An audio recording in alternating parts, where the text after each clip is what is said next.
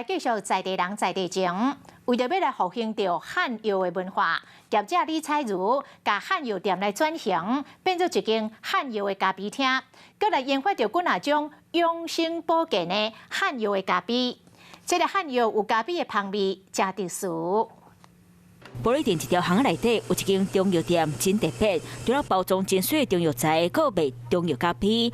除了咖啡的香味，还有较掺养生的中药材。我们希望就是用汉方，然后汉方咖啡，然后吸引更多的年轻人可以走入中药房。一般印象认为咖啡可可，中药嘛可可，啊蓝做伙敢会当啉。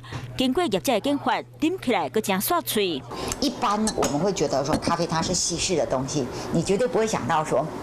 它来搭配这个13香进去我们的这个拿铁里面，居然有一种很特别的味道。除了让传统中药店会当生存落去，转型做中药咖啡店，而且研发特殊的中药咖啡，让消费者啉咖啡买当养生挺身体。 嗨，我是庄宇杰。想要看到更多的新闻内容吗？赶快订阅华视新闻的 YouTube 频道，并且开启小铃铛，跟着宇杰一起看新闻吧。